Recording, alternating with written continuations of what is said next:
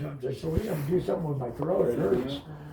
So he sent me into the, CT scanner? yeah, in here, they took a picture of Oh, it. when I went to the ENT doctor. Yeah, and then he made the appointment up in Missoula, and I talked to him, and then they made an appointment with you, so. Yeah, you've got a tumor that's kind of, so you got a voice box, larynx is what we call that.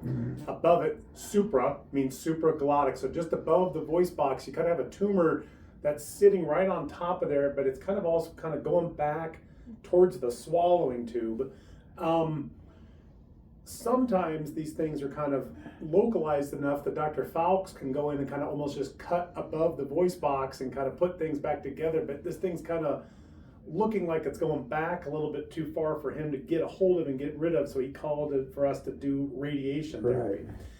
You're kind of a weird stage. You're kind of a T2, maybe kind of a T3. It was actually caught pretty early. Squamous cell carcinoma of the supraglottic larynx. That's going to be the full title what you have. Radiation is an excellent way of taking care of this thing. The big question we have with radiation is, do you need chemotherapy along with the radiation?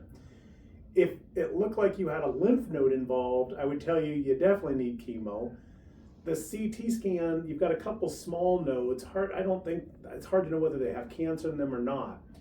Ideally, we would get something called a PET scan, and this radioactive sugar that goes all over the body, this lump in your right throat there would light up like a light bulb, and if any lymph nodes were involved, they would light up like a light bulb.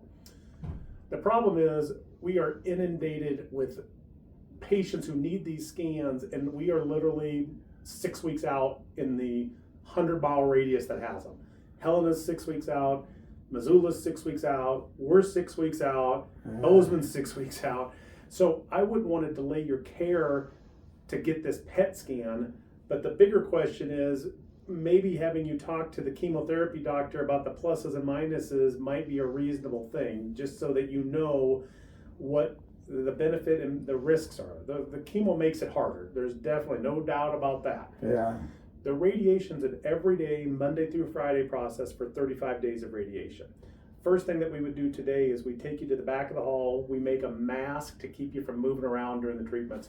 We treat things nowadays as small as the tip of this pin, but if you're moving around like this, the tip of the pin's moving, so we want to keep you from moving around. Right. So we make this mask. It attaches onto kind of this just a head holder, which keeps you from moving around during the treatments. Then we put you through the CAT scan. No IVs, no dyes. That scan goes into my computer system so that myself and there's a gentleman back there whose name is Paul, he's the one who helps us plan the radiation. Then we'd be ready to start the radiation very soon, next week at some point. The bigger question would be chemotherapy or no chemotherapy. We clearly know the chemotherapy makes the radiation more effective, which then also by definition makes the radiation more toxic.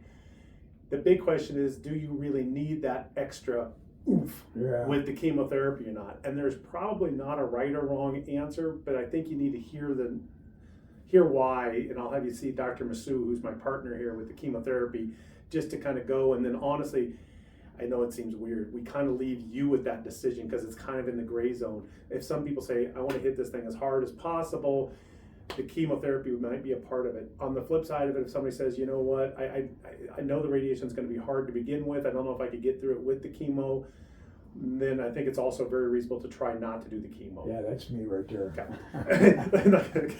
And you know that already from the get-go, because Yeah. I won't even waste either of your two's time then. If you're thinking no chemo, that's fine. Yeah. I do think if we did the chemo, you'd probably end up with a feeding tube at some point because it makes the radiation that much more toxic. Oh, yeah. So from a radiation standpoint, then we would start next week. Let's say it might be Tuesday or something next week, and then it'll be Monday through Friday, Monday through Friday, Monday through Friday, 35 days of coming in. Each day that you come in, you get put on the mask, you lay on a big flat table. The radiation machine's a big C-arm. That C-arm rotates around you, a total usually of 3 times. The first time we get a CAT scan every day. So the CAT scan then gets fused with the CAT scan that we plan. Table shifts you in the right position so we know how we're pinpointing this thing. And then it goes around you twice to deliver the radiation. Okay. We'll pick back up. When you first start, where I'm going back to, I have to go check to make sure that you're in the right position. So that's somebody starting. So I'll be Okay. back in 1 second.